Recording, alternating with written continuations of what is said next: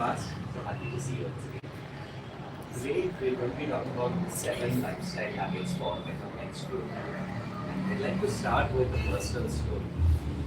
When I was in college studying to become a yoga and naturopathy physician, my mother developed a condition called DUB, dysfunctional uterine bleeding. It was around her menopause, and she had a little before that, and she had bleeding that just wouldn't stop. And so bleeding that went on for 40 days. And the doctors tried various approaches. They tried hormonal therapy, they tried Ayurveda, Siddha, Unani. With all these medications, bleeding would stop for a few days. And then once the medication stopped, the bleeding would start again. And this kept going on and on and on. It reached to a point where she was so tired because of the blood loss that she was not able to get up from bed. And just while lying down in bed, her head was spinning. She called me and she said, I spoke to the doctor, I spoke to the gynecologist. They said the only option now is to do a surgery and remove the uterus. I don't want to do that. I want to avoid it if possible because the surgery means I have to take rest for many days at home and I can't afford to do that. She was running business. She was a sustainable green architect. She had a project coming up in Dubai to construct Dubai's first green building. And she said that I need to be there. I can't take rest at home. So I said, okay, let me give you some lifestyle changes. Why don't you try it and see? If it works, great. If it doesn't work, no harm done. You can still get the surgery done. So she went on a very strict diet and she changed her lifestyle completely. And within 3 days' time, bleeding stopped without medications.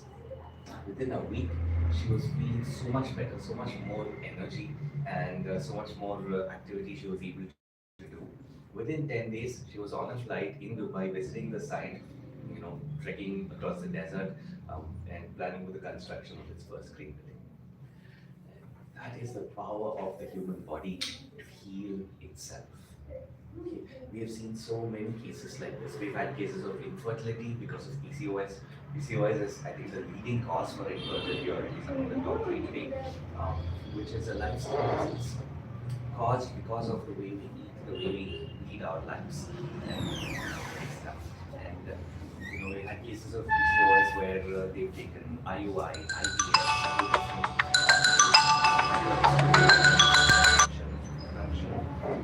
and I remember one case where they had to go for 3 cycles of IVF and all 3 had unfortunately failed. So the gynecologist had sent them to us saying, lose weight, get healthier, then come back to it because it doesn't seem to work otherwise.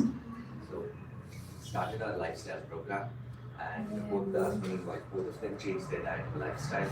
They lost weight, they got healthier, their health improved, and a couple of months later they had to shift to the US. So they said, we'll go there and we'll continue the treatment there. I said, okay. And a couple of months after shifting, settling down, they visited a gynecologist there. And then they called me and said, doctor, we just went to the gynecologist to do a scan to see if we can continue the treatment here. And even I don't believe it. The gynecologist said, I'm already pregnant. She conceived natural. That's the power of the human body. These, when I was starting off my career, I thought these were miracles. Wow, how is it possible? Things are like this is possible. With every other person who walks in. Sorry to interrupt, but they're saying your voice is not clear. I think because of the background noise. You want to put this on? Sure.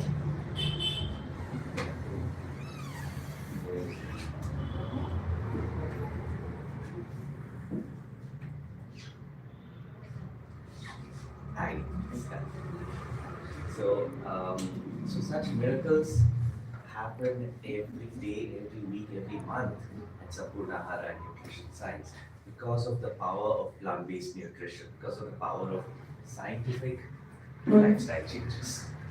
So today I'm going to be speaking about a few tips and tricks that you could use in your lives to improve your menstrual health, to improve your overall health, and to prevent chronic disease from coming to you in this lifetime.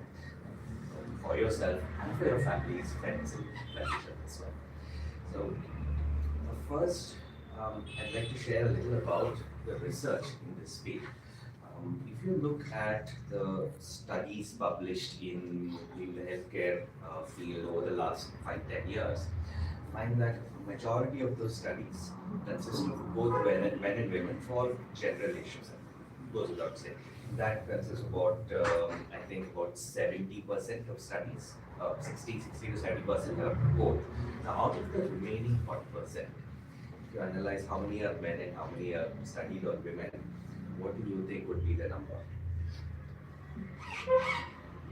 It's just general. And this is important to know because it explains a lot of things about why there's so much of confusion about what to eat, what to do, how do you stay healthy. Of the remaining 40% of studies that were either only done on men or only done on women for issues specific to each one, what percentage was men and what percentage was women? What do you think? Women should be less. Less, right? Yeah. And the shocking fact is how much less. Because out of that 40%, only 6% were done on women. More than 30% were done on men alone.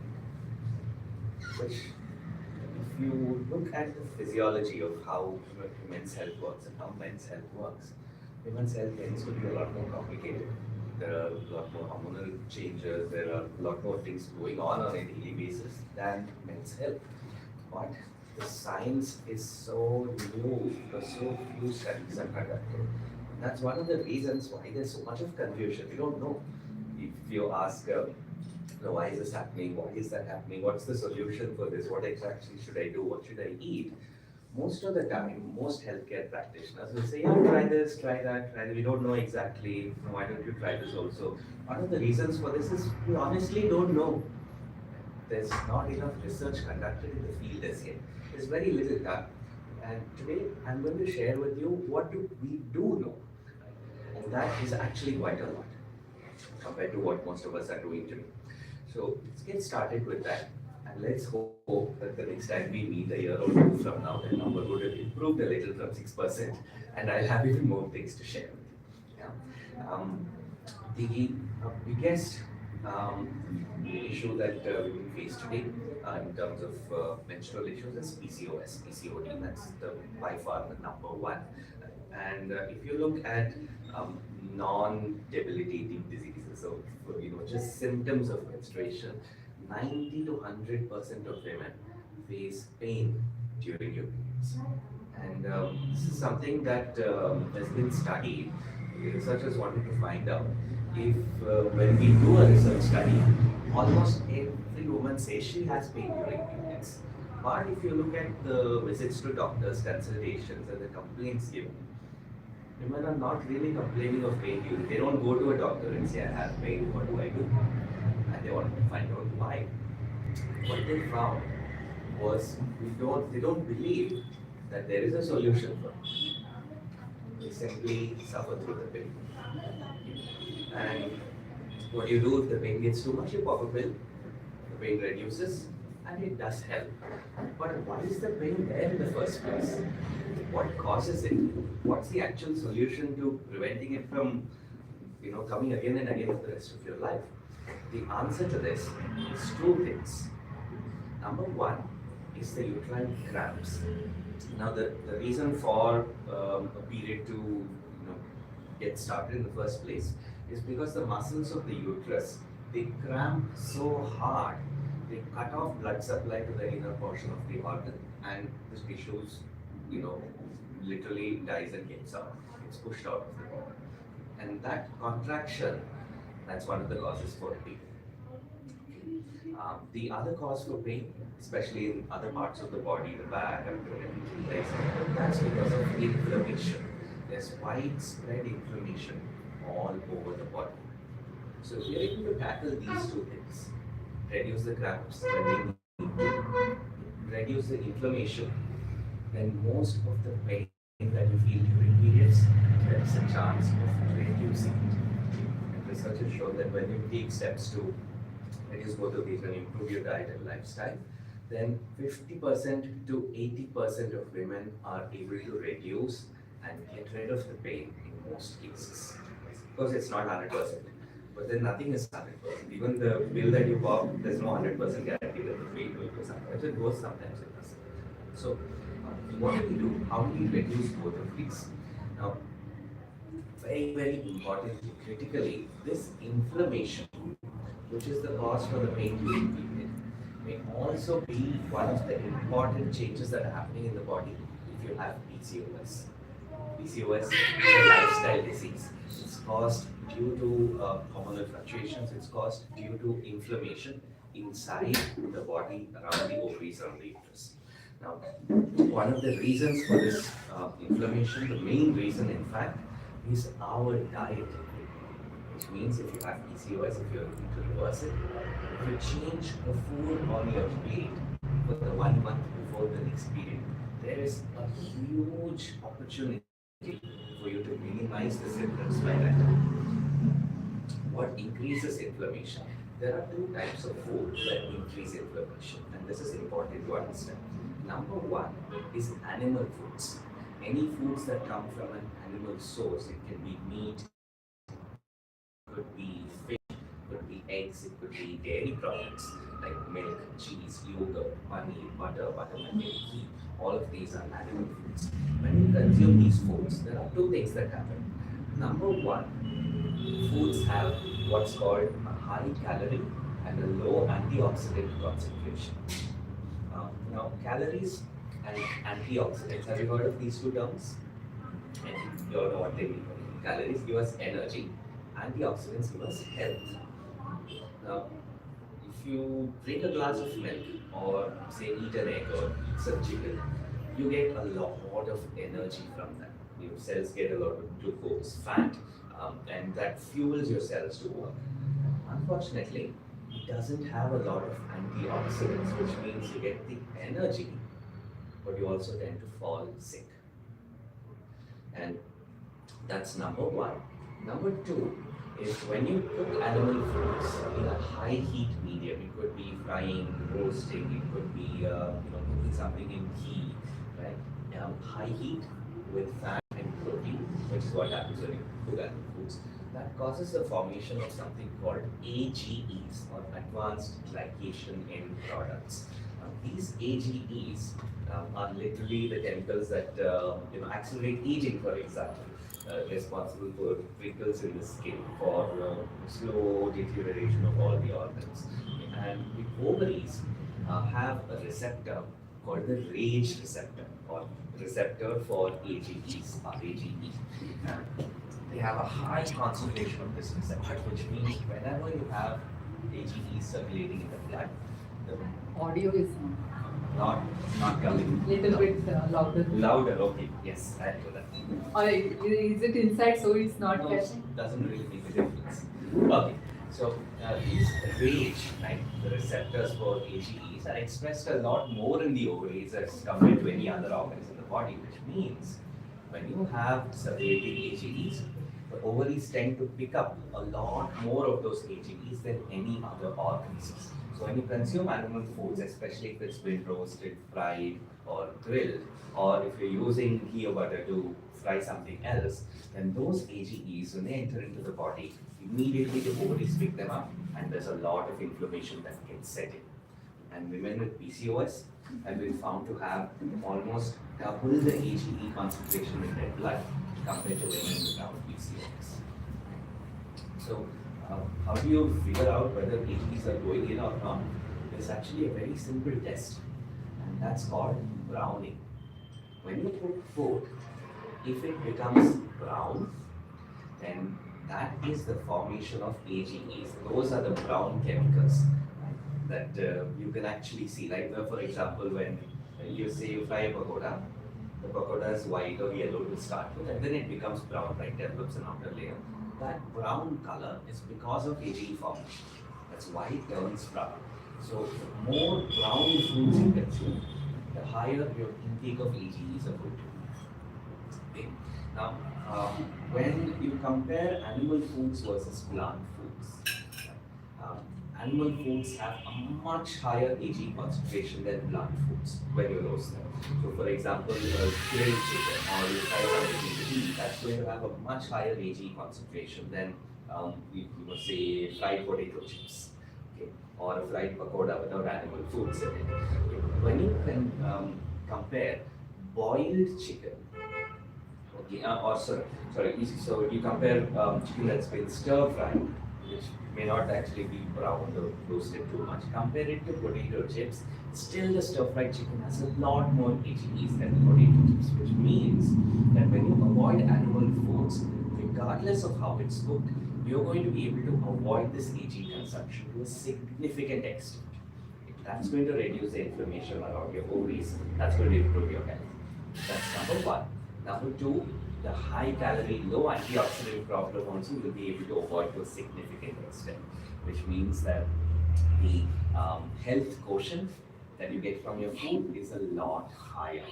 Number three, animal foods contain hormones in them. We keep talking about hormonal fluctuations, hormonal imbalance, right? There are two ways in which our body gets hormones. One is it produces internally. Second one, it gets it through our food. So, for example, estrogen, progesterone, right? These are the two major hormones that regulate the menstrual cycle, right? So, estrogen and progesterone, our bodies make it, but so do cows, so do chicken. So, when you test the glass of milk, for example, because in today's world, most cows that give milk are already pregnant while giving milk for their previous baby. I'll talk a little more about that in a bit. But because of this, cow's milk tends to have estrogen in it. And when you consume that milk, your body's levels of estrogen tend to go up. Cow's milk tends to have a hormone called IGF-1, and IGF-1 is short form for insulin-like growth factor 1. And what this hormone does is it's responsible for the cells of the body to have accelerated growth. I think about it. There is a forest. There's a cow in the forest in a herd. It's given birth to its baby. Now the baby has to grow quickly. If the baby doesn't grow, then it's food for the lion that's going to come next. Yes, babies can't defend themselves. It's very difficult. So babies have to grow quickly, become adults, and be capable of taking care of themselves as fast as possible. That's why milk contains this hormone called IGF-1, which stimulates growth in that baby. The baby's body also produces it. The mother's milk also gives the hormone additionally to the baby. So when we consume cow's milk, researchers found that our AGE levels tend to go up with time. Our IGF-1 levels, too many terms, no? IGF-1 levels tend to go up with time. What's the problem? Because we don't need that much of IGF-1, our body doesn't really respond to it.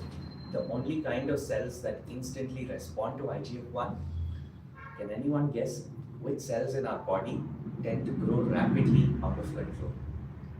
Cancer cells. Cancer cells, exactly. Cancer cells respond to high IGF-1 levels in the body, and they pick it up, they get stimulated, and they grow at an accelerated pace.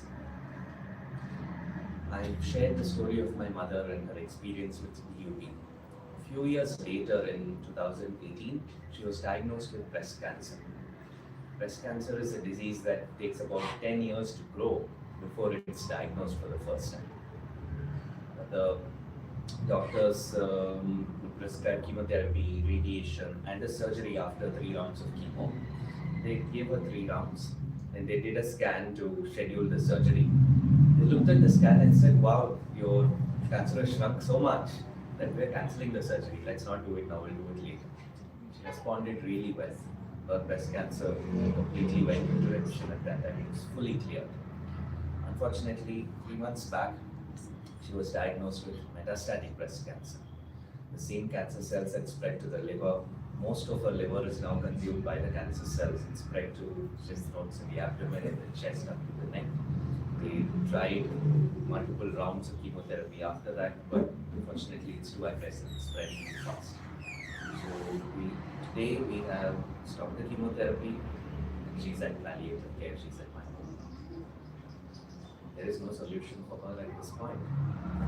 The only solution we have been, if we had been able to, if we had known this information 10 years back or even before that, we could have prevented this disease. And I know that if there is a way I can exchange all of the milk and ghee and butter that my family consumed for this cancer not to have come, I'm sure. Maybe it's too late for my mother, but it's not too late for all of us. We can stay healthy still. So, prevention so much easier, so much better than cure, especially with this deadly disease. Animal foods which contain hormones like IGF-1 promote cancer growth. So, avoiding dairy products, avoiding milk and eggs and meat to reduce cramps and reduce pain may have a double, triple, quadruple benefit, helping you to avoid other deadly diseases like cancer in the future. So that's my number one most important tip for better menstrual health. Avoid animal foods, minimize them, eliminate them from your diets. The other perspective of this, which is also important to understand, especially because we're talking about menstrual health, about women's health, is the animal industry today, right? If you come to think about it, is an industry that exploits female animals. Think about it. You have cows and bulls. Which one is grown more? Cows only. What happens to the bulls?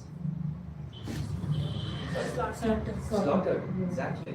Right. Within 2 weeks, 1 month, 2 months, male cows that are born are sent to the slaughterhouse. Why? No use. No use. No use. Why no use? No. Because we pay only for the milk. Correct, no? If you ask a farmer, why are you sending the bull to the slaughterhouse, what will he say? Yeah, give me money to take care of my bull, I won't send. But we don't do that, we pay only for the dairy. So, who is taking the decision to send the bull to the slaughterhouse? I asked myself this question, I realized it's me.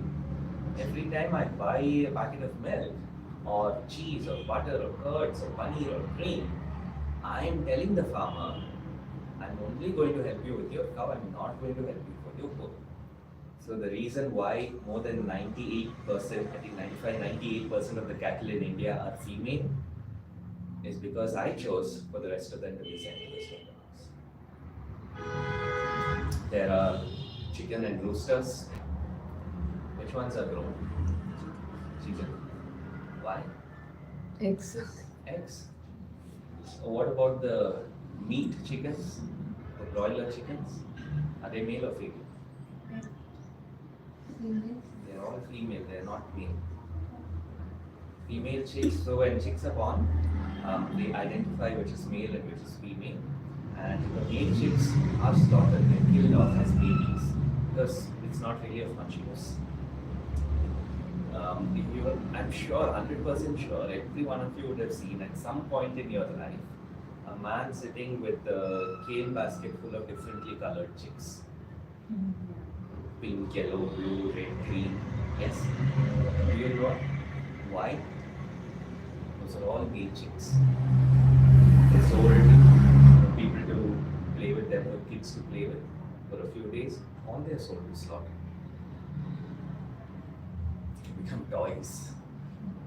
Because only female chicks make sense to grow because we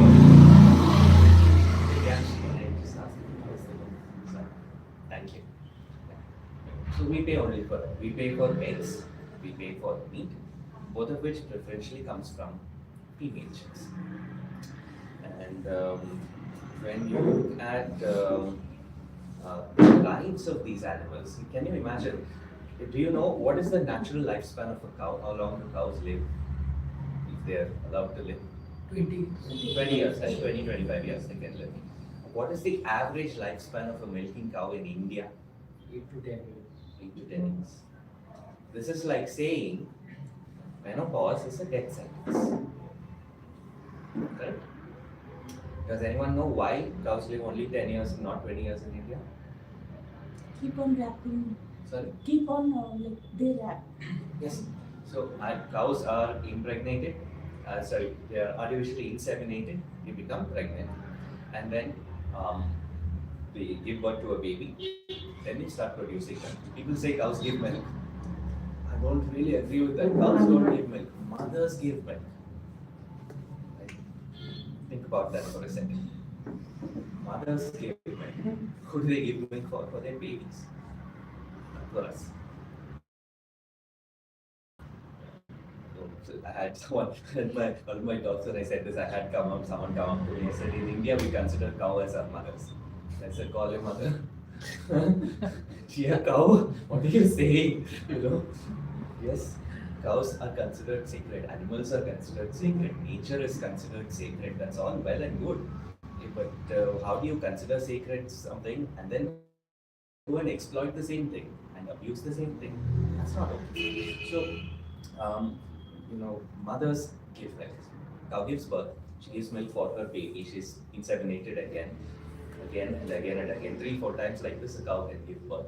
And then after that, the cow hits her menopause. She's not able to give birth any longer. And because of that, she's not able to produce milk any longer. So what does the farmer do? He's left with no other choice but to send that cow to the slaughterhouse because nobody is paying him to take care of the cow. He can't do it by himself. Why does a farmer have a cow? Because someone is paying him for the milk. Imagine if nobody paid for milk anytime. Farmer would not choose to have a cow. They'd grow fruits and vegetables and rice and dal instead because people are paying for that. Okay. So this decision of exploiting animals, especially female animals, and then suffering ourselves with menstrual issues like PCOD, menstrual cramps, pain during periods, uterine cancer, breast cancer risk, all of these are actually the same choice. It's the choice to drink that glass of milk or to choose a healthier alternative every morning. It's the choice to add a spoon of ghee to your paratha or choose almond butter instead. It's the choice to eat that paneer dish or choose tofu instead. The best part about this is you don't have to give up on your favorite foods. I'm sure Divyansh, you and your family are vegan. Yeah, okay, great. So you're vegan. You eat delicious food every day. You enjoy your food. There are hundreds and thousands of different alternatives. Let's take milk as an example. Okay. So I used to eat one type of milk earlier in my life, all through my life. And once we turned vegan and we ate a whole food plant-based diet, we have an option of 20 different types of milk. There's almond milk, cashew milk, peanut milk, sesame milk, moong milk, rice milk, wheat milk, oat milk. How many more? Sunflower seed milk, watermelon seed milk, badam milk, coconut milk. I mean, now the problem is which one to have today, which one to have tomorrow. I think that's a good problem to have. Much better than figuring out what to do for the PCOS. Yes. So there's more variety, there's more options. It's delicious. I mean, badam milk tastes good, tastes delicious, tastes fantastic. Right? So The only thing is, it's as we get milk, we don't get those at that rate. So Sure. So yes, you buy a carton of almond milk, it is costlier. But what if you make it at home? How many almonds do you need? Almonds are costly, right? Costly, yes. So how many almonds do you need to make one glass of almond? 10, 9 to 10. 9 to 10? Yes. The commercial one that you get is only 4 to 5%, 4 grams for 1 liter. Yes. But at home we will use 10 to 15 Exactly. grams. Exactly. In fact, like 6 to 10 almonds maximum, you can get one glass of milk. How costly is 6 almonds? It's cheaper than actually buying milk. One of the reasons milk is cheap, it's a complex thing. It's because of government subsidies, it's because everyone consumes it, there is a market for it, etc. etc. But one spoon of almonds, one spoon of peanuts, one spoon of oats, how costly are these? Not at all. everything mixed also we can make milk. Mixed also, come up with your own blend. But When only you talk, thing is that sir, they get used to one kind of lifestyle. Sure. They start using some heritage milk or something. And if we get a change in their people's life, say it's my family, how will they take that change is my question. Sure, absolutely. Can you repeat the question and then answer it? Sure, sure. So your question was how will my family respond to changing their lifestyle, changing their diet at home? It's always going to be difficult. I'll tell you that now itself. Most families will not accept any diet change that you give. They are used to doing something, they're going to continue doing it. So my recommendation is forget about your family for some time. Not like, not like forget about your family, but focus on yourself. First, do it for yourself. That's how my mother did it. My mother was the first one in our family to change. I was at college studying, I was in Dharmasthala near Bangalore. Everyone else was in Bangalore. So when my mother reversed her DUB, migraine, sinusitis, lost weight, she said, I'm never stepping back from this, I'm going to follow this from now on. She came back home and she cooked the regular food for everybody else. Yeah, so everyone will have one rasam rice, one curd rice on their plate with white rice. Her plate will be filled with the most colorful salads every day. It looked really nice, it looked beautiful, delicious, but she won't give it to anybody. So after a point, we all started asking, what are you having? So, inspiring someone is the fastest way to change. So that is one. The other one is awareness. Today, you're all here at this talk.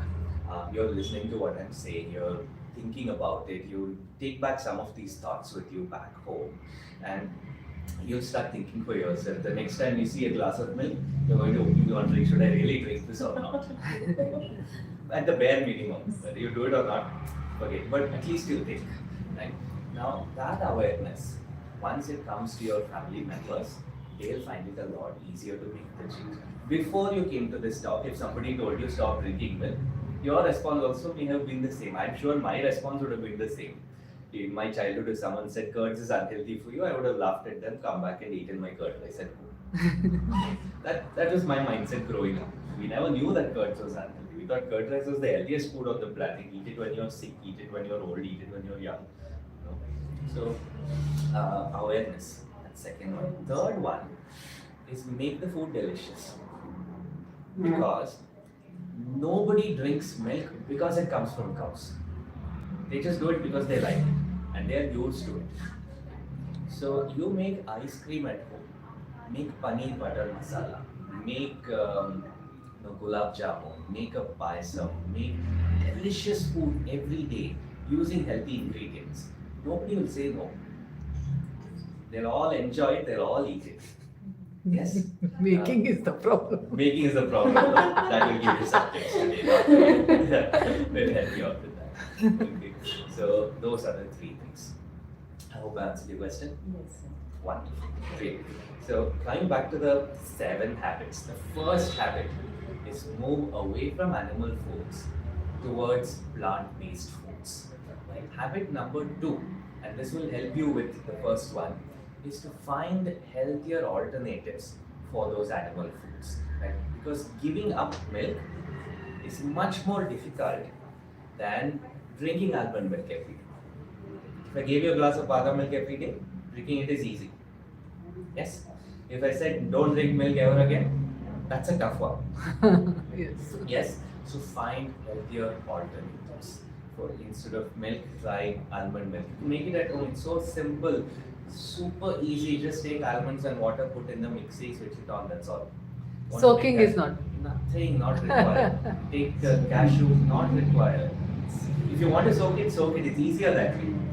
But if you don't have time, then just 1 spoon of badam, 1 glass of water, switch it on. Keep it a little longer. It will get ground. We know that. So even if you want to make, whatever dish you want to grind something, you soak it. It's easier. So they tell that soaking will remove that coating. I don't. Phytic acid. Yeah. Yeah. So which is not good if we consume like that Sure. only. So people used to think that, but then we found out that the same phytic acid has anti-cancer properties. Oh. So at the same time, it inhibits mineral absorption. You absorb a little less calcium and iron. So without soaking is good than soaking. I mean, now we don't really know. It doesn't make a difference because if you eat something that's not soaked, you may not be able to absorb all of the iron. If you eat something that is soaked, you may not get the anti-cancer properties. So you decide which one. So one day you can soak and make, next day you can make. Don't soak. Yeah, it really doesn't make you. Whichever is convenient for you. Which one will allow you to drink almond milk every day? Is it easier to soak or not soak? No. Choose that. Okay, cashews are the Start with easiest. not soaking, and Huh. then okay, we can Yeah, soak, once you get soak into the it. practice, Otherwise, you can do that. Yeah. I'll give you an even easier step. Okay, make almond butter or peanut butter or cashew butter, which is just dry cashews ground up in the mixie. You can do it at home, or you can buy it from Sampurna Ahara. We have almond, peanut, and cashew butter, which is just that single ingredient ground up and bottled. That's it. No oil, preservatives, salt, sugar, nothing. Unfortunately, most store-bought butters will have a lot of things added to them. We just have that single ingredient because it's for this purpose, for cooking healthy at home. So either make your own or get it, and take 1 spoon. Take a glass of water. If it's hot water, it's even easier. Just Oh. mix. Almond milk is ready. okay. Super easy to do. If the mixing is taking too long, put that in the mixie and do within like seconds it's ready. It's so easy to make. Instead of curds, try soya curds, try almond curds, try coconut curds. Any of this milk you can convert into curds. How do you convert milk into curds without curds? Anybody? Chili, yes, chili, lemon, so many other fruits and vegetables. One small piece you put in, or you can even take some rice and dal, put it in. You get ferment. Fermentation is a natural process. That way you can make your own curds at home every day easily. If you are not able to do it, then buy vegan curds online. I think Sampurna Ahara also has soya curds which you can buy. Super simple. We even have a subscription where we send like 2 bottles a week to your house, so you don't even need to worry about it. It'll come, it'll be there, people will have it at home. It's all autopilot mode, right? And instead of paneer, try tofu. Tofu is a much healthier way to get your same mouthfeel, the same texture, the same protein content without the hormones that come with paneer. So you can get it from stores. You can make it at home. You can make tofu from soya milk. That's what tofu is made from. You can also make it from peanut milk. You can make it from almond and coconut may not come out well. Peanut milk comes out well. You can even make tofu without even straining the milk. It's called, I think it's a traditional Burmese preparation called tohu, like tofu but tohu, where you take the chickpeas, chana, and you soak it, you grind it with some water, just cook it on the stove. Pour it on a plate. Once it's cooked, it will set, you can cut it and eat. It's quite delicious. So many different alternatives. If I go into that, I think that only will take the rest of the session. Right? So if you have any other questions about any specific foods, you can ask me at the end. I'll be happy to give you some ideas. And so that's number 2. Number 3 is processed foods. So in nature, any food that gives you energy also gives you health. So this is very important to understand. Any food that gives you energy gives you health. Can you tell me some natural foods that are high in energy? Dry fruits, nuts and seeds, rice, dal, grains, seeds. These are all high in energy. Think about it this way. Let's say we go to a forest, you're going trekking, you forgot the food in the bus and bus is gone. Now you have to figure out something to eat, we're all hungry. You have to find something in the forest. What will we search for? Fruits, right? High energy fruits, which have a lot of sugar in them. But at the same time, they come with a lot of fiber. They come with a lot of phytonutrients. Basically, it's the kitchen of the cell. And how you cook food at home in the kitchen, the mitochondria takes the glucose and burns it. It's called oxidation. Burns it and then takes the energy from that, packages it and sends it to the rest of the body. Here is your food package for today. The problem is every time the glucose burns, it releases this smoke, which is called as free radicals. You heard of free radicals? This is the main place from which they come. These free radicals start damaging the body from the inside out. They damage the DNA causing cancer. they damage the cell membrane, the glucose pumps causing diabetes, they damage the arteries causing high blood pressure, they damage the ovaries causing PCOS. So if we want this oxidative stress, it's called the free radical damage. If we want it not to happen, then you choose a natural food, which is also sweet. So we say you eat a mango, and you get a lot of sugar from that, which means a lot of free radicals will be produced inside, right? But the same mango also has a lot of phytonutrients. Mangiferin, for example, is one of the phytonutrients of mango. So that phytonutrient, its job is to keep you healthy. And then once it goes into the body, it acts like a fire extinguisher. The smoke comes, immediately this mangiferin goes and neutralizes it, so that it doesn't affect you. Okay? So sweet and fatty foods which come from plants in nature also come with protection against disease. They give you antioxidants that protect you from disease. And that's why you choose an unprocessed whole food, because these antioxidants are all bound to the fiber of the food. Okay, I'll give you an example. Let's say you take rice. What is the color of rice? Brown, red, right? So happy to hear black, because 90% of the sessions we conduct, one unanimous answer will come. White. Rice is not white. The inner part of the rice grain is white. Rice is brown, black, red, so many different varieties of shades of colors. Okay. But what happens is when you mill rice, you remove the outer layers called the bran. Remove the bran, and then you give the inner white rice portion, sell it to people. What happens to the bran? Anyone knows? That's the husk. The husk is not edible. That's like the plastic like outer like shell. That is disposed of. But the rice grain itself has a bran which is brown, and then the inner rice is white. The bran is scraped off. To make rice bran oil, right? Rice bran oil, exactly. Right? And then you get commercials that say rice bran oil containing rice and oil is very good for your health. Yes, rice and oil is good for your health when you consume it from rice itself. And then once you remove the oil, what's left? It's called oil cake. The fiber and the nutrition, all of that is remaining. What happens to the oil cake? Anyone knows? To animals. It's fed to the cows, which is why the cows are healthy and we are sick. Right? Because the phytonutrients of the rice are bound to the fiber in the bran. So all of that nutrition, the vitamins, the minerals, milk has calcium. Where did the calcium come from? From this oil cake which is fed to the cow. The calcium of the rice goes all the way to the cow, ends up in the cow's body, and then it comes to the cow's milk. So if we want that calcium, if we want to stay healthy, we don't want to fall sick, which rice would you choose? White rice or brown rice? Brown rice, red rice, black rice, millets, whole wheat, oats, barley, rye.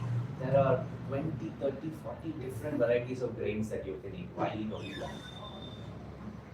Yes, that's an example of processed food. A processed food is any food, and this is something that we teach in our courses in detail. The basic simple definition of a processed food is any food from which something good is removed or something bad is added. For example, you remove the bran of rice, it becomes a processed food. You remove the fiber of groundnuts, you take the groundnut oil separately, that becomes a processed food. You remove the fiber of coconuts, take coconut milk separately, that's a processed food. Okay. And then you make a carrot sabji, you add 1 spoon of oil to it. What happens to the carrot sabji? It becomes processed food because you added something bad to it. So by definition, most of the food we are eating today, even at home, is a processed food. I am shocked when I realized this. It's not only when it's packed, it's I know, But it's packaged food, it's processed, most times it is. But today even the food we are eating at home may be processed. So oil, sugar, jaggery, white rice, maida, what else, like tapioca, sago, all of these are examples of processed food. Even if it's cold pressed, even if you're taking out coconut milk at home, doesn't matter whether it's your hand or a machine doing it, you're still removing the fiber. That makes it processed. So that's tip number 3. Move away from processed foods towards whole foods. Okay. And this I would like to share in 3 different ways. The first one is oil. How do you cook without oil? This is the first question everybody asks. Can't you imagine? The first thing is take a kadai and put oil in it. How do you cook without that? Imagine you don't have oil at home. How do you cook? Dry roast everything. Steaming. Steaming. Then I use malai, cream of butter or no butter, no ghee, no oil at home. What will you do? Little bit water. Some water, yes. That's the trick. Food gets cooked. Then you can bake things. Yes. Enough, no? But baking also they say that by using microwave, it is not good. Sure. Is Sure. So different kinds of baking are there. Microwave baking does not have any significant impact on the food or your health. In fact, it preserves the phytonutrients a lot more because the cooking time is a lot less. So less nutrition damage is actually healthier. But when you microwave animal foods like chicken, the cholesterol in the chicken tends to get oxidized and that can actually cause more harm. So if you're cooking whole plant foods, then microwave is actually very healthy. And regular baking, it has the side effect of browning the food, just like frying. So as long as you're watching out for that, it's still healthy to do. But we don't eat cakes every day. We do eat palya, sambar and rice every day. So how do you make that without oil? Just make an oil-free ograne. How in sambar, you don't have oil at home. Will you not make the sambar? I'm sure you'll be able to make it. No, it will taste good also. Because the flavor of the sambar doesn't come from sunflower oil. Where does it come from? from the From the masala, from the grains. from the vegetables, from the dal. All of those are whole plant foods. Use them. Simple, right? So the same, you boil the dal, boil the vegetables with all your spices. Okay, then when you have to make the tadka or the ograne or the garlic bread, just take the same vessel which you always use. Imagine you don't have oil at home, don't put the oil. Heat up the vessel, put the mustard seeds, urad dal, chilli, curry leaves, whatever you want to put. Dry roasted, it will sputter. Mustard doesn't sputter because of oil, it sputters because of heat. So it will sputter. And just pour it into the sambar. Nobody at home will be able to tell the difference. It is the same, it looks the same, and it's healthier for you. That solves your problem also. Yes? I never tried actually. Try it and see. It's the same. Your hing and turmeric, everything, put it in the vegetables, cook it off all together. Actually, it'll make your job easier. You don't have to think of which one should I put in tadka, what should I put in the starting, ending, nothing. Just take one pot, put everything, cook it. In fact, what we do at home, we go one step further. Like we have that, what do you call that ograne box, spice box? What do you call it in Kannada? Ograne dabbi. Ograne dabbi, yeah, great. So in your ograne dabbi, don't keep mustard, keep roasted mustard. Don't keep jeera, keep roasted jeera. Oh, Directly you can just put it. Super easy to do. Because if you roast it fresh, it will have better flavor, but saves time. Basically, you don't have to just roast it, keep it in this. Even better, forget about your ograne dabbi, keep only one bottle of ograne. Inside that you put mustard, jeera, urad dal, everything, roast it, fill it up, and use it like your Italian herb season. Just shake the ograne over your sambar, job over. I know it curry sounds... leaves. Curry leaves, roast it, put it in that only. Roast and make a powder and Yeah, that's it. Cooking can actually get so much easier. I'll tell you where you'll spend more time. You're going to spend more time cutting fruits and vegetables. So practice it a bit, get better at it. Get someone at home who's jobless, make them sit and cut the vegetables. Okay, or get a food processor, put everything in that, let it do the cutting for you. Right? Use those tricks.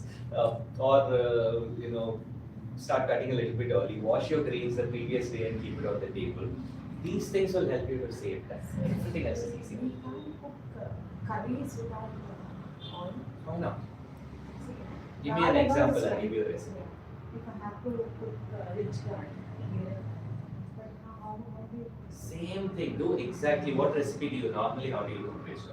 See, I use very less oil. I use oil, but Okay. half a spoon. That's Half a it. For spoon, four then. members, just half a spoon of oil I use. I put all the masalas and onions and curry leaves and all these. So do the same thing, just without the oil. Instead of And the onion few frying spoons is of the thing. water, you put few spoons of water Water. to get the same effect. Chitrana, all this. Yeah. Whatever you want. But I'm telling you. it will be sticky, right? The oil is the thing which makes it little bit separate. So and- you need to get the oil content from its natural source, which is Groundnuts. groundnuts, almonds, Coconut. coconuts. And why do you think coconut is there in sambar? Originally, when you analyze cuisines of Karnataka, you take Hubli Dharwad versus Mangalore cuisine. Which one has more oil? Hubli Dharwad. Urpu, yeah, they use Yes. for bangan and all. Yes, it will be floating in Floating oil. in oil. Unless there's a layer of oil on top, it's not considered cooked. But Bangalore doesn't have that problem. Yes, there is a lot of oil usage, especially But coconut they oil. steam it a lot. Yes, a lot of steaming and a lot of coconut used in their dishes. Ah. That's where the oil content comes from. In olden days, when you had access to nuts and seeds, you didn't use a lot of oil because the oil content was already there in the food. When you go a little more inland, you don't have coconuts, peanuts don't grow all year round, so you don't get enough nuts and seeds. So you need to use cold pressed oil. But cold pressed oil is not healthy. It causes disease. So what do Is you it? do? Yes. Cold- Just now explain in 10 minutes. When you process food, Ah. right? When you remove the nutrition from food, then only you're able to make oil. Then you consume that oil, you get energy, you fall sick. So cold pressed oil makes you sick. So what do you do? Any type of oil will make. Yes. Any type of oil.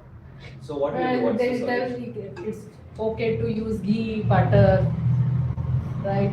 Instead of oil. No, they're even worse than oil because they butter contains cholesterol, saturated fat. Ghee contains high amounts of oxidized cholesterol, which is even more toxic. But there are some manufacturers when they get the nuts from us, groundnuts, and then they, You prepare get a oil machine from and do it them. at home if you want. That's Grind also the bad. coconut, strain it. You get coconut milk. Even that coconut milk is processed food. It's as bad as coconut oil. It's going to injure your arteries and increase your risk of heart disease. Once you remove the fiber from it, imagine that you are a coconut tree. Okay, what would you be thinking? You have carefully taken all of this fat and packaged it in the coconut. At the same time, you've taken a lot of nutrition and packaged it along with the fiber, everything nicely in that coconut. You're giving it to these human beings. What do these people do? They strain out all the good stuff, drink only the bad thing, and then they blame you for spoiling their health. Is it fair? No. Nature gives us complete health. We have to use the whole package. Is there an alternate for pickle? Unless people Sure. who want Sure, spice? so I'll talk about salt and spice in a bit. So oil, any doubts? All clear. I know it sounds impossible, but once you try it, you'll be able to figure it out. Okay. We'll also send you a bunch of recipes for it. Okay, great. Now, sorry. We're running out of time. Okay. So let's go a little more quickly and then we'll keep questions at the end at the same Yeah. time. Sugar and jaggery, both of these are processed because you remove the sugar cane fiber. Yes. Whole sugar cane comes with fiber, comes with nutrition. If you eat the whole thing, you're healthy. But we can't eat the whole thing. We have to spit out the fiber or strain the fiber. We're not elephants. And the problem with that is when you consume only the juice, the sugar cane, even if you're chewing the sugar cane and swallowing only the juice, that tends to spike up your sugar levels. That contains a lot of sugar in. Then you boil it down, you make jaggery, same problem continues. You remove only the sugar from it, it gets even worse. You refine the sugar, it gets even worse. Every step gets worse. Brown sugar is not healthy. It's just less unhealthy than sugar. Jaggery is also not healthy. It's just less unhealthy than sugar and brown sugar. So what's a healthier alternative? Use natural sweet foods, whole plant foods such as naturally sweet like fruits and dry fruits.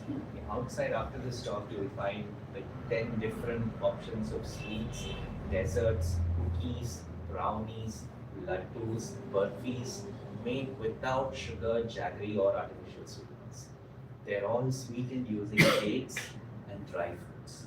Absolutely delicious. You try it and then tell me how it tastes. Yeah, you can do the same thing at home. So in fact, many traditional recipes don't just use sugar or jaggery. Paisam will have raisins in it. Banana appam, jackfruit dosa, pineapple kesari bath. Yes, traditional sweets tend to have fruits and dry fruits in them. Then on top of that you add sugar. Instead of that, just add more of the fruit and it will be the same. Dates? Yes, dates. And then number 3 is white rice and maida, which we discussed why. The healthier alternatives instead of white rice is brown rice, red rice, black rice, millets, like little millet, proso millet, foxtail millet, barnyard millet. What else do you know? Bajra, jowar, so many different varieties. Then you have wheat, whole wheat, rye, barley, amaranth seeds, endless variety of food. Cooking them takes a few minutes longer, but spending 5 minutes extra on the cooker is better than us spending 5 days in a hospital. So, 5 minutes, that's all it takes, and maybe 1 or 2 whistles extra. Sometimes it doesn't even take extra time, the same amount of time. If you soak it in advance, it's even easier. Okay. And then number 4, salt. Unfortunately, salt is not a whole plant food, but also processed food. The more salt you consume, the worse your health is going to be. The problem with salt is that it cripples your arteries. Sorry, could I just request one of you to close it for please? So salt cripples your arteries. It increases inflammation. It makes your arteries stiffer, reduces blood flow to your organs, causes a lot of chronic diseases like stomach cancer, breast hypertension, kidney damage, and strokes and heart attacks as well. So, am I saying go salt free? Ideally, yes. But the body has a capacity of managing its health. If you consume up to 3/4 of a teaspoon of salt per person per day, not per meal or per dish, per day, which is actually much less than what most of us are doing. The average Indian salt consumption is 10 to 12 grams of salt, which is a little over 2 spoons a day per person. You need to consciously reduce that. Unfortunately, there's no easy way to do it. You just have to do it. Okay. But the good news is within 5 days of eating a low salt diet, your body gets used to it. Your tongue, the taste buds actually get resensitized, and you'll be able to taste the natural salts a lot more. A Delhi carrot will taste salty. Some sweet potato may taste too sweet. Okay. That level of sensitivity you can achieve if you reduce the amount of salt. Like after getting used to home food, eating in a restaurant feels salty, right? Because it's more. Same way, if you reduce the salt at home itself, you get used to the low salt.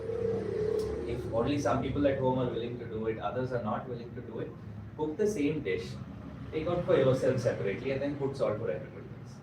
Start there. That makes it easier. Alternatively, you okay, there are a lot more ideas, but anyway, if you face any difficulty with this, let me know. We will finish up in time. Okay, so we spoke about animal foods, avoiding animal foods and why. We spoke about finding alternatives like tofu, soya curd, salmon milk. We spoke about oil, avoiding oil, cooking in water, and using nuts, seeds, and nut butters instead. If you want to make creamy curries, you can make nut butters, for example. We spoke about avoiding sugar and jaggery and using healthier sweeteners like dates and dry fruits and fruits instead. Then we spoke about sugar, salt, reducing salt consciously, getting used to a low salt diet, and we spoke about whole grains, avoiding processed grains and using whole grains instead. And those are 6 out of the 7 lifestyle habits which can help you to improve your menstrual health, reduce pain, prevent or even treat PCOS through reducing AGEs, through reducing inflammation, through improving your hormonal balances. And it can even help you to overcome menopausal symptoms. Women with hot flashes during menopause, which is one of the most irritating symptoms, although it's not a fatal symptom, it's extremely irritating. Women with high levels of hot flashes were found to have a higher level of inflammation in the body. The minute you switch to a plant-based diet, inflammation drops, hot flash symptoms drop. Even the other symptoms like dryness, like increased weight, reduced bone strength, all of these can be improved through a plant-based diet. And the 7th habit that I recommend is physical activity and mental relaxation. Apart from a healthy diet, food, body, and mind, these 3 aspects together combine to give us better health. So yes, eating healthy is the most important. 80% of staying healthy is your food. The remaining 20% is exercise, physical activity, and any mental relaxation practice. So for example, you want to go for a walk. If it's a brisk uphill walk, then 90 minutes a day of that is sufficient exercise. If you're going to a gym, strength training, then 40 minutes is enough. If you're doing swimming, then 45 to 90 depending on how intense it is. If it's a heavy exercise, 40 minutes. It's a moderate exercise, 90 minutes. That's the amount of exercise that I recommend every day. And about your mental relaxation practices, the stress of your mind immediately impacts the health of your body. Your hormonal cycles, level of inflammation, level of stimulation, various organs, all of this gets affected. So, because when you are irritated, it's difficult to calm down. But when you're feeling calm, it's easy to meditate. So do that. Practice it every day. Meditate or prayer or music or art. Any practice where you're able to go into a deeply relaxed, peaceful, if possible, thoughtless state. Once in the morning, once in the evening, that can give you better health. So food, body, and mind with these 7 habits can help you to achieve better menstrual health, prevent diseases like PCOS, prevent menopausal symptoms. It can even help to improve the PMS symptoms that you face. Before the period comes, for a lot of women, you get there are mood swings. You feel like eating more, you feel like snacking more cravings. All of these symptoms tend to reduce when you start eating healthier and living a healthier lifestyle. So, and as a bonus, make sure you get all your stuff from Stone Soup. It makes it a lot easier to manage. I wouldn't know personally, but my patients do. Hundreds and thousands of them choose sustainable menstruation products. They have better health, they have less symptoms. It's much easier for them to manage living a healthy lifestyle even when they're on there. So, thank you all for listening. I hope that was useful. I hope that was interesting. And I hope you're going back with some thoughts, some ideas, some small steps you're going to take today to make those changes. Before I close the talk, I'd like to share 2 things with you. And these are resources where you can take more support, get healthier, stay healthy. Number 1, Sampurna Ahara. So 3 years back, we started Sampurna Ahara, which is the first whole food plant-based social enterprise in India. So what we do is we make healthy food easy for you. That's what we like to say. And we have like 200 different products that we've created, from sweets and desserts and gulab jamun and Mysore pak, all the way to sandwiches and cakes and cookies and pizzas and samosas and cutlets and kebabs and vadas and paneer butter masala parathas. Delicious food. Already feeling hungry. Absolutely. And all of them 100% whole food plant-based. No animal foods, no preservatives, no processed foods in any of them. So, one thing that we do at home is stock up on healthy food before you get the drink. If you have a chocolate craving, a healthy chocolate laddu should be there to eat. Okay. Then it makes it easy. Okay. If you have a craving for something spicy, one spicy cracker should be there. If you plan in advance, it's very easy. You don't have to control your cravings. You can just enjoy a chocolate laddu and get healthier. Craving will also go away. Life is good. Yes, so that's number one. And at Sampurnahara, number two is nutritionscience.in. Okay, on this website, nutritionscience.in, we are launching a 21-day health program where for 21 days, every day you get a video to watch and learn more like you learned today in today's talk. There are a lot more steps, one by one by one. We go deep into each of these aspects, we give you practical tips to apply it back home, make changes in your diet and lifestyle for yourself, for your family. We touch upon meditation, exercise, there's cooking tips, there are how do you manage your travel, there are complete guidance on how to get started with a healthy lifestyle. So we'll share the link with you. I hope you registered on the form. In case you haven't registered, please do register after this event. And we will send you an email with all the details. We'll share it in the group as well. Would love to have you with us for that program. If you're interested in taking this talk and making it actionable, we would love to have you with us for that event. You also have, I think, more than 200 different recipes. You're asking, what do we cook without oil? There's a free course called Plant-Based Recipes with 200 recipes there. Just sign up for it and follow all of them there. I hope that helps. We have some questions. Yes. Uh, And let me also share before that, if the most convenient way by which Sampurnahara can help you get healthier is through our healthy food program, where we take care of all of your cooking. We prepare the food fresh at our kitchen using organic ingredients from our farmer partners at Farm Fresh Bangalore.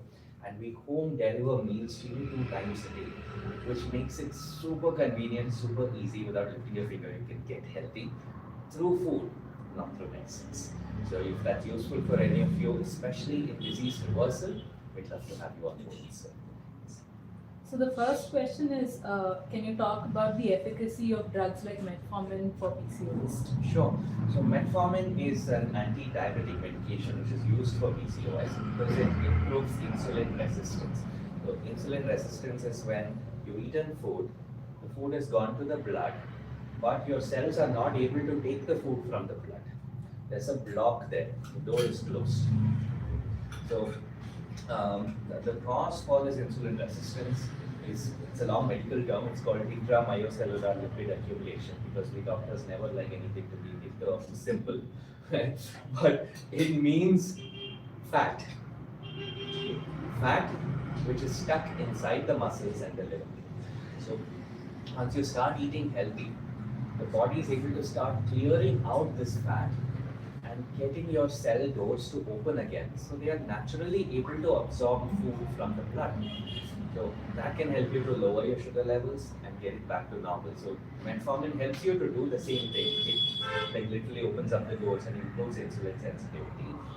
But the problem is it only works for 24 hours, like any other medicine.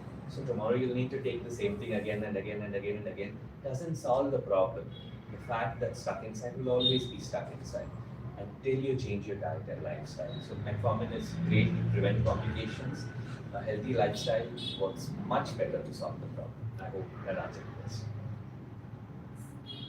Then next question is, so only fruits before noon is a difficult practice for a lot of people to follow, especially when you're waking up early in the morning and you have workouts. Can you have fruits as a snack or at other times? Sure. So in fact, when you look at how the body processes food, when you eat food, what is the impact of the food on your sugar levels, cholesterol, triglyceride, on inflammation, weight gain, blood pressure, blood sugar, all of these factors. Research found that the sooner you eat food during the day, the easier it is for the body to take care of it. Which is why for most of us, lunch may be the heaviest meal of the day. In the early morning, afternoon, late afternoon, that's the heaviest meal. After that, the dinners are relatively lighter. There's a reason for this, because the body is not designed to handle large amounts of food in the evening. The same meal, if you eat it in the afternoon or morning, compared to after 7 p.m., 8 p.m., 9 p.m., midnight. The same food can cause a higher glucose spike in the night, which means front loading your calories or eating more food earlier on during the day than later on is actually a fantastic practice. So you don't have to eat only fruits in the morning. You can actually, prepone your lunch, eat it earlier, or eat a breakfast which is whole food plant-based, along with some fruits. That's the other aspect to it. We recommend starting every meal with fruits because it's easy to digest, because it has plenty of fiber, rich in antioxidants. So the same meal, when you start it with some fruit and continue with cooked foods, you get a much better, antioxidant status for several hours after the meal. If anyone here has any questions, also please feel free to ask. Be happy to So answer. you eat fruits and immediately you can eat Yes, you can continue. In fact, if you go to any wedding or any function, puja, where they serve a balele uta, banana leaf meal, what is the first item on that? Today they may put salt, but that was not actually the traditional practice. Traditionally, what was the first item on the meal?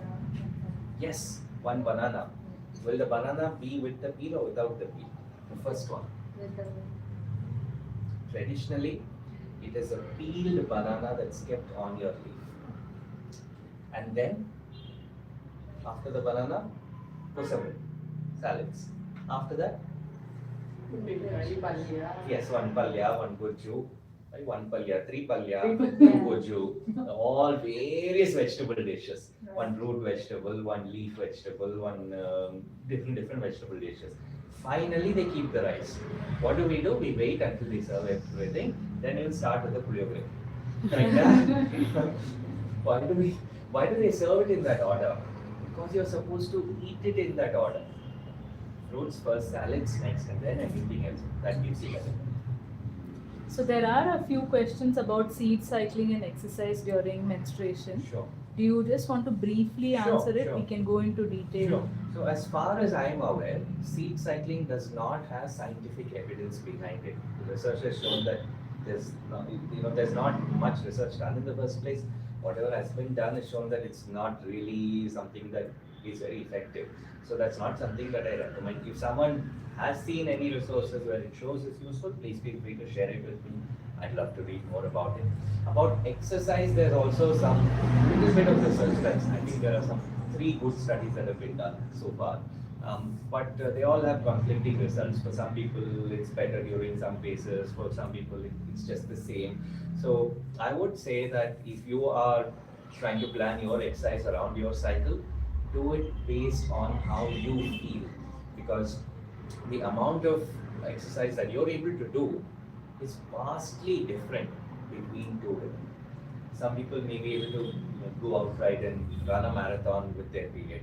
Some women will not feel like exercising on those 3 days and take rest and do more meditation instead. Okay, so do it based on how you feel, and that may give you the best results. I hope that answers your question. Any other I questions? have some Yes, questions. please. We have to eat all like plant-based food only, right? Yes. So any issues with onion and garlic? So people avoid during puja onion and garlic. So any logic behind it? That's true. Please repeat the question. Sure. So your question was, what about onion and garlic? Especially during pujas, we shouldn't eat it, and is it good for menstrual health? So research has shown that onions may actually help you to treat PCOS and prevent it. So health-wise, they are great. At the same time, onion and garlic are considered as tamasic foods, which means that if your plan is to meditate and do a lot of mental work, then onion may not help you with that aspect. It may make you a little bit duller and slower. Okay? But then you'll have to see it in the context of all the food that you eat. It's not that if you eat onion, that day is gone. It doesn't work like that. It's all in terms of the proportions and all the other food. Everything else also has an impact. No, it's not only the onion. So, like if you have a lot of physical work to do that day, onion is a great food to eat, so that you don't feel too much of pain and suffering from that physical exertion. You feel dull, you feel tired. It's easy to sleep off. Okay. So, yes, onion, garlic have some amount of impact on the mind. But more importantly, if you're suffering from a menstrual health issue like PCOS, then it makes much more sense to treat it than worry about whatever small effect it's going to have on how well you're able to do your duty. Make sense? Most of them they tell to avoid under the ground, which is grown, to avoid those type of vegetables and. There's another reason for it spiritually. Because if you are plucking, say, a mango, it doesn't kill the mango tree. But if you're taking the onion, it kills the plant. So from that perspective, to avoid the loss of life, there are many spiritual practices in various religions that recommend avoiding things grown under the soil, as you said. So yes, from that perspective, it makes sense. That's also I'll ask this question. You might have a different answer, rest of you might have a different answer because the Bengalis that I've spoken to do it a little differently. When you make chow chow, you know chow chow? Squash. The small squash. Right? When you cook chow chow, do you remove the seed or do you cook it with the seed? Remove it, no? Most of us have been taught to remove it, but the seed is actually delicious. It tastes great. And most Bengalis cook it with the seed. Why do we remove the seed? Even bottle gourd, witch gourd, all of these, we have this practice, we'll remove the seed and use it. Because the seed is life. To avoid that loss of life, okay, you take the chow chow seed, put it in your garden, it might grow into a plant, and eat the rest of the vegetable, especially when you are fasting or doing a puja. From a spiritual perspective, yes, it makes sense. So, but from a health perspective, it's great for health. So you can decide, I guess. So milk as such what we need to avoid and these products. But ages it is It's a part of our life, like Krishna and all. If you go to Mathura and all those places, the whole system is like that. They Yes, depend sir. on this thing. So how Sure. So milk has been a part of our culture for a long time. This is a very big- long time. Very So- long time. This is a big answer. I'll try to shorten it because I think we're running out of time. Okay. Now, can you tell me? You said Krishna. Can anybody tell me any story where Krishna drinks milk? Only butter, Eating no? butter we have. Butter, no? Only butter, no milk. Why are you drinking milk? Should we eat only butter?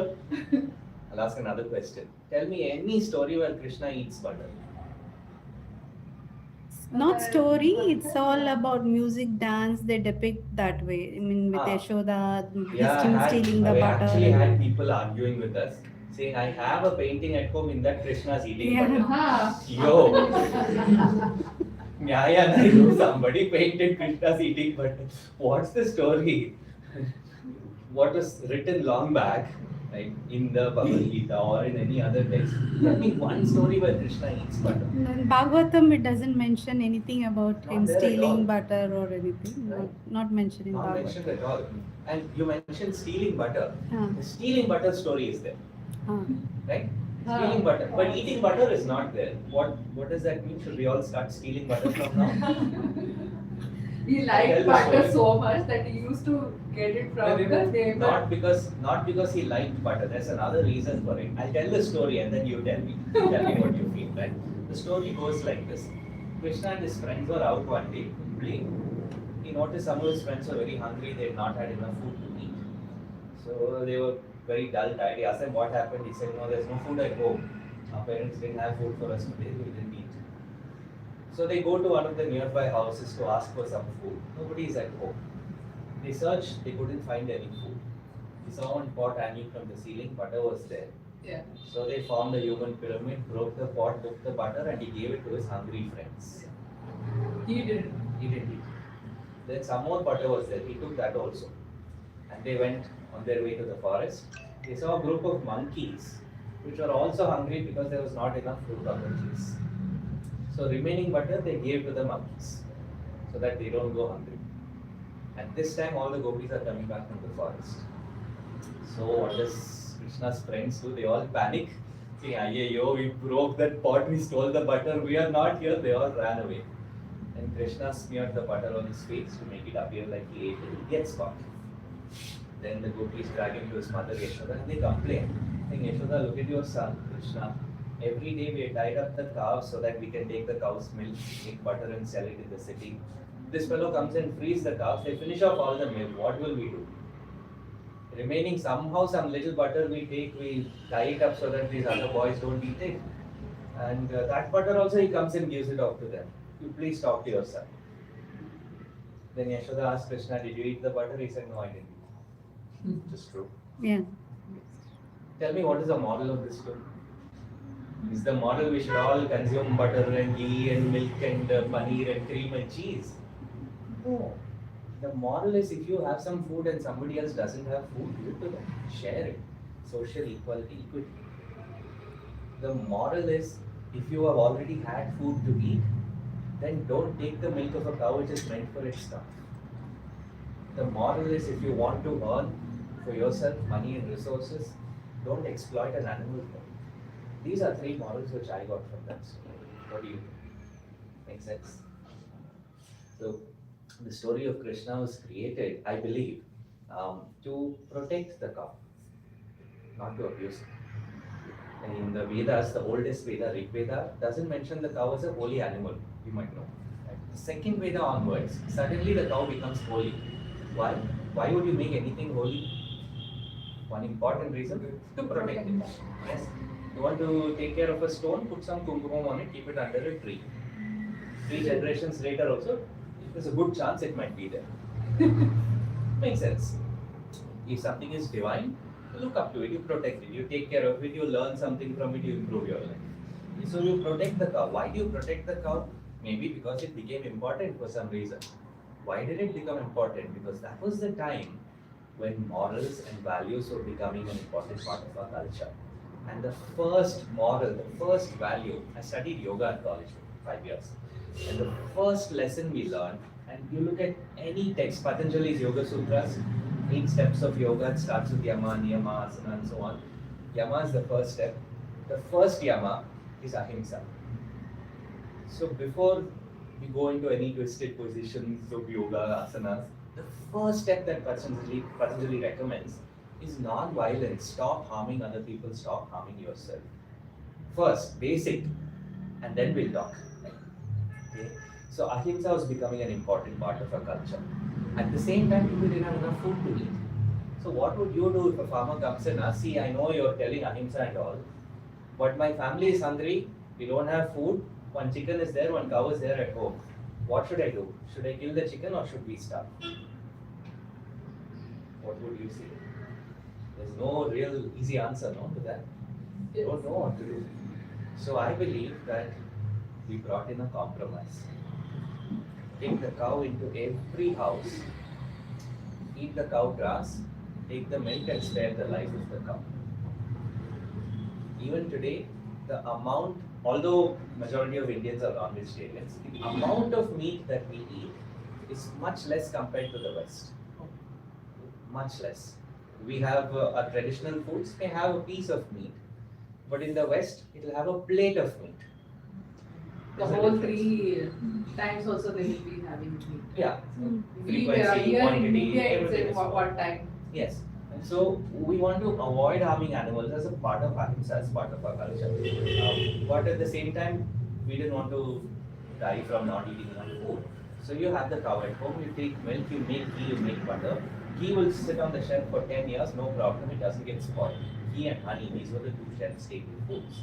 So if you have no food at home, then infants who are dependent on their mother's milk, elders and children, these are the 3 people who are most likely to suffer. So you take that ghee and give it to them. Which is why after giving birth, during lactation, you are force-fed ghee. Correct? Huh? Ghee and milk. You didn't eat anything, at least drink 1 glass of milk and go to sleep. I see in all the textbooks from the small kids, food there comes as a chapter in science That's and all different. from there. That's a only- whole different thing. You talk about the dairy industry, you talk about government There programs, like school one textbooks, glass of that's a whole milk, different whole discussion. Yeah. food, wholesome Unfortunately, food. you've been taught to drink milk from our childhood. Yeah. That needs to change. So, but talk about our culture. This was the reason, because milk was important for survival at one point. Cows were important for growing food at one point. Today we have tractors. Today we have grains and dals and nuts and seeds and fruits and vegetables in every shop. You don't need to depend on ghee for surviving until tomorrow. And the other aspect of it is because of animal foods, there are 1 billion people who are starving. Yes. We grow today. How many people are there on the world? About 8 billion. Okay. We grow enough plant food to feed anywhere from 10 to 14 billion people every year. And still, there are almost 1 billion people who are starving, malnourished, don't have food to eat. Why? Where's all the food? You're going and depositing on Mars? No. Feeding the cows. 50% of the food, yes, 50% of the food that's grown today goes towards animal food. So, if I'm consuming animal foods and then I go on the road and there's a child begging on the street without food to eat, it's like me telling the child, I took your food, gave it to the cow and I drank the milk. How does that make sense? Yeah. So I think if we want to stick to our culture, if we want to follow in Krishna's footsteps, I think the best thing we can do today is move away from animal foods towards whole plant foods. Ensure that everyone has enough food to eat and ensure that we are healthy. Make sense? I let me just add an important point. So I always ask this question to my family also when they say Krishna used to drink milk. I say, Krishna, do you know who was the biological mother of Krishna? Devaki. Devaki. And he was staying with whom? Yashoda. Yashoda. So a biological mother lactates, not a fostering mother. So there was an issue where village mothers used to feed Krishna and it was never enough. And that's why we even had a case of Putana, the Rakshasi, to feed him, right? So that's why they were also taking cow's milk to feed him when he was growing up.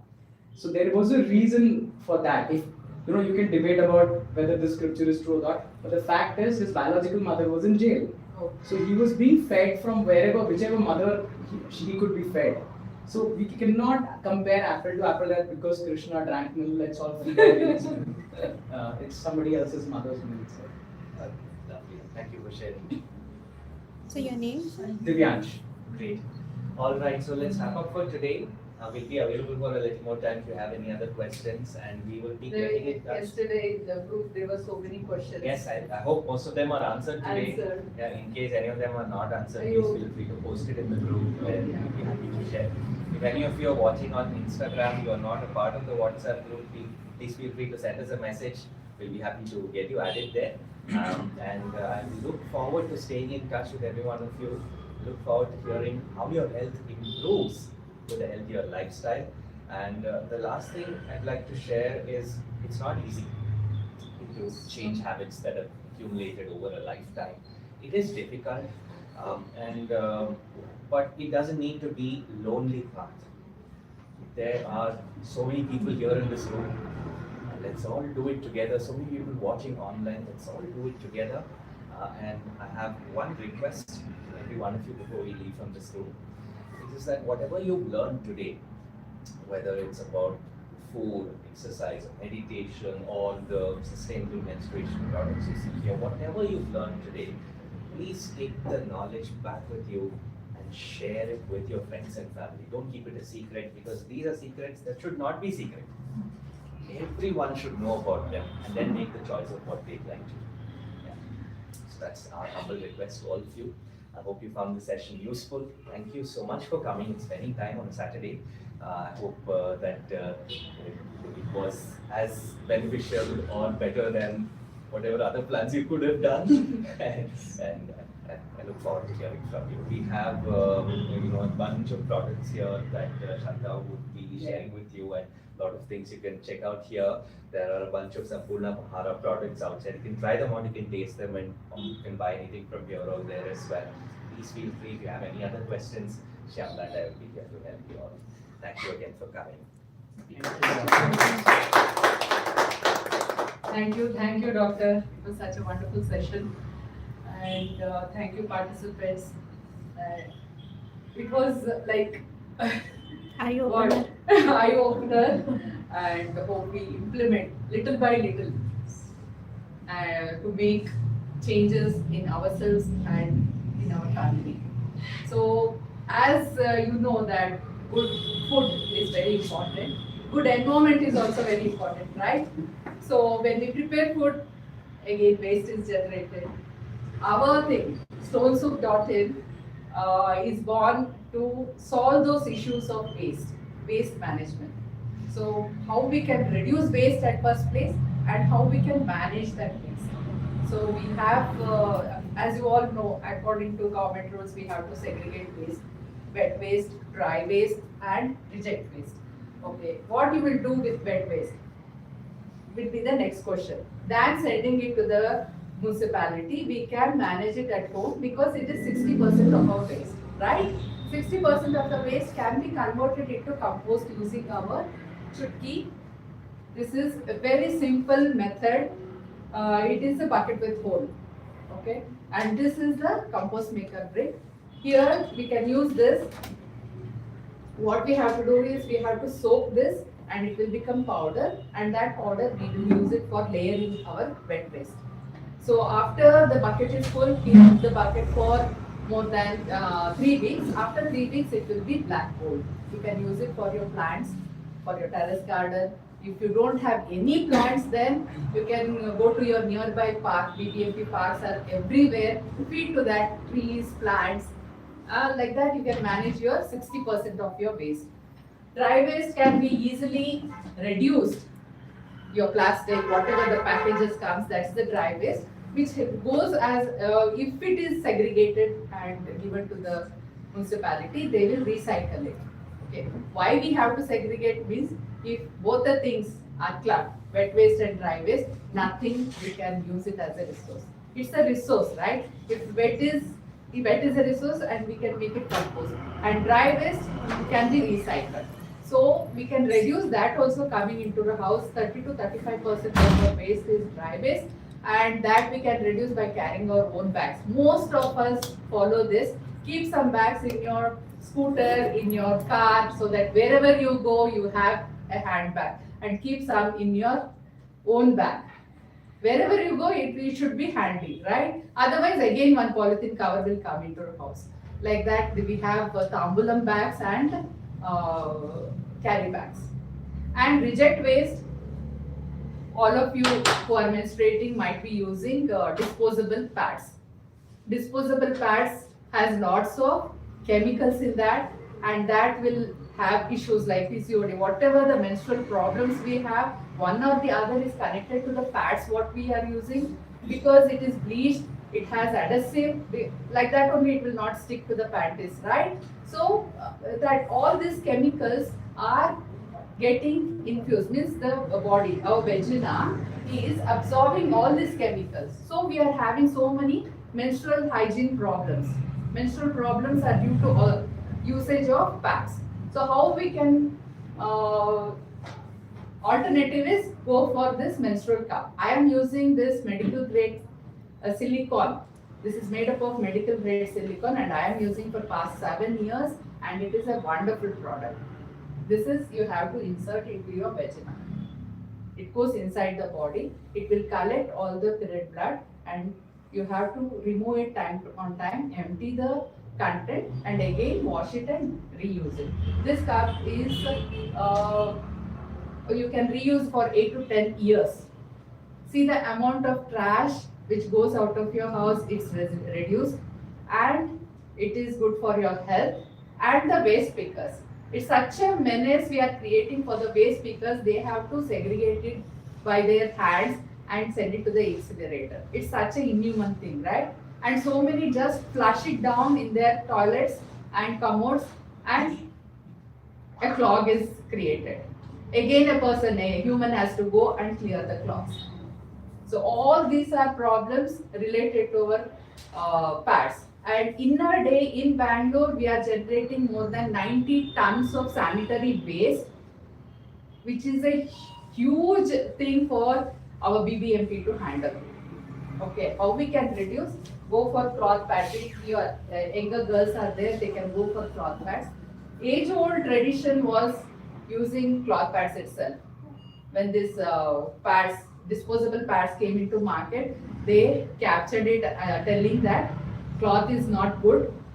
It's not hygienic. You'll get cancer and all those things, infection and all. Infection is caused if we don't dry it properly. If we wash it and dry it under the sun, it's not a problem at all, because we wear panties all 365 days, 24 past, right? So do we have problem with the cloth? No, right? For those 4 or 5 days, why can't we use cloth as a period care product? So we have support system also, WhatsApp support groups are there to help how you can change. The shift is also necessary, right? You have to change from disposable to reusable means you need support. We are there to support you. We have support groups. The experts are there, even doctor is there to help you with all your queries. And coming to babies, where diapers is there. So we have partnered with Bumberry. These are reusable diapers. Okay. So till 3 years they will be using. Now daily 3 or 4 diapers they will use for the baby and throw it out. So having a set of at least 4 to 5 of these reusables, it will come for this baby and for the next baby also if they are planned. Really, we have customers who have used for 2 of their kids. So it has a pad inside which will absorb. Time on time you have to take it and wash it and dry it. Very simple method. Earlier, in our generation we never used diapers. It is the recent one which has come into the market, and because time consumption, it saves our time, right? To wash, dry it, store it, and use it. So we are moving in such a fast pace that we are ignoring the environment. Environment which we breathe air. Without breathing we can't live. Without having water we can't live. Without having food we can't live. And we are exploiting it like anything. So let's take care of our environment, because without environment we can't live. Both are 2 sides of the same coin. So packaging also. Sampurna Ahara, I am amazed with that packing thing also. All it is cardboard boxes what they pack, and which is decomposable. Yeah. So nothing goes waste over there. So all our products are plastic free. Some we can't, primary packing for garden goods we can't do, but whatever it is possible from our side, it is paper packed. So please have a look. And Sumrux is another initiative by our team member Krupa. It is reusing of our pre-loved clothes. So what we are doing is buying, storing and not using all the clothes what we have, right? So this is the concept she has come out with. You come and speak. We have pre-loved sarees. Last week we conducted this event. Pre-loved sarees means people who are having in their shelves, they will come here and showcase it, and who want pre-loved sarees, they will come and buy. Like this we are, so the waste generated through used clothes, we want to reduce that. Okay. So the amount, like Shanta said, the amount of waste generated is so humongous, this textile waste, what I'm talking about. This textile waste is completely unrecyclable, not recyclable at all, because it is mixed. Can you tell from your dresses you're wearing if it is 100% pure cotton? No, right? It is always mixed with something. And it's very difficult to segregate that waste and recycle it. So there's nothing happening. Even if it is happening and recycled, it's hardly 1 or 2% of it. So every second, 1 truckload of cloth waste is dumped somewhere. That is the amount of trash we are generating with fashion industry. This I'm talking about only trash. If you consider the manufacturing process of making your clothes, right, it is horrible. The working conditions of those workers who use those chemicals to dye your hair to those clothes, right?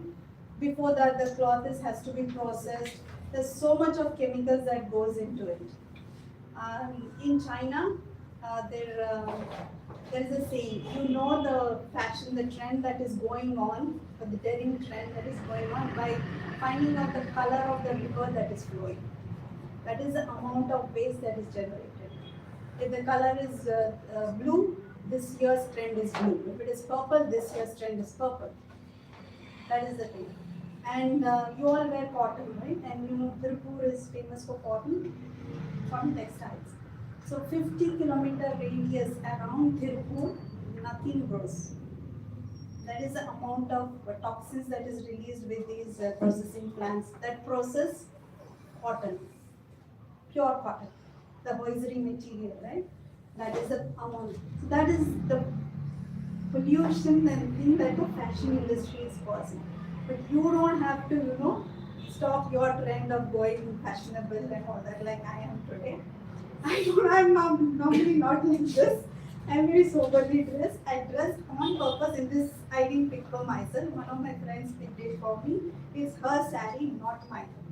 I borrowed it from her for today. I don't own any sarees. Okay?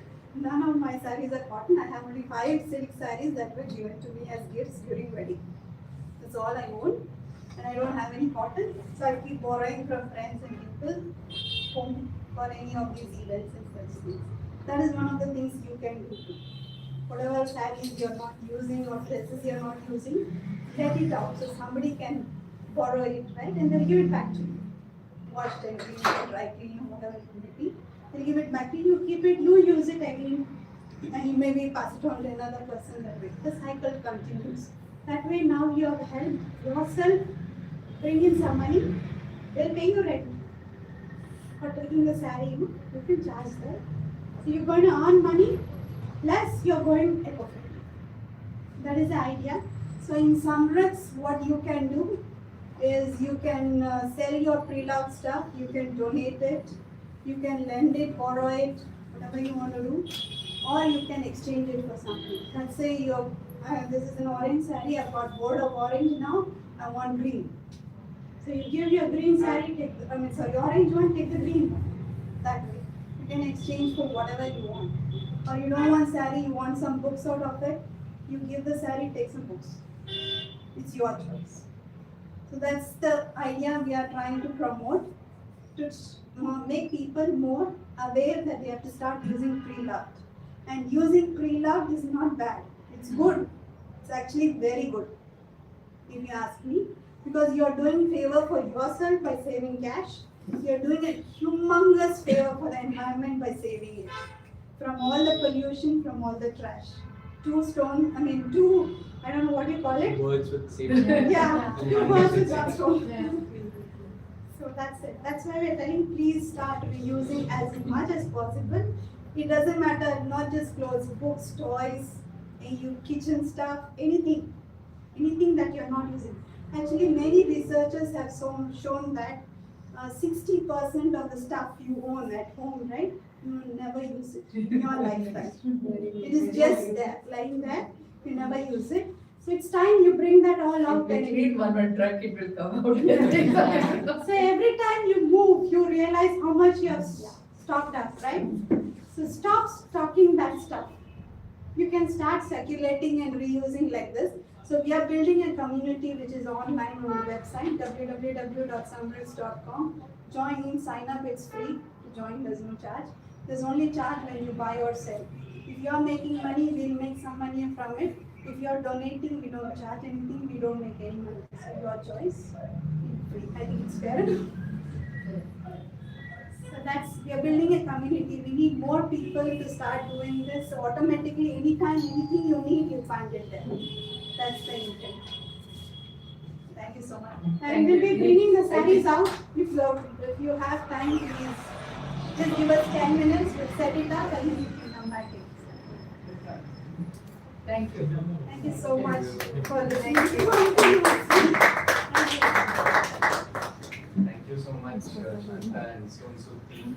Thank you. To be here and for giving us this space. Oh, it's our, we are very glad that you came all the way from Malleshwaram and shared your knowledge. Please spread the word that we are very small group of women entrepreneurs doing such events and activities and about our company, Stones of Protein and Sampurna Ahara. Tell to 10 of your friends, they will tell you. So we are conducting such sessions every week, either online or live. So bioenzyme session will be planned next. And I think I am planning for holy colors. Holy is on 8th. So natural holy colors, how to make at home, I want to make a session for that. So if I get experts from there, next Friday or Saturday I am planning. So thank you for joining. So Women's Day, if you are working in any company and you want us to come and do a complete detailed session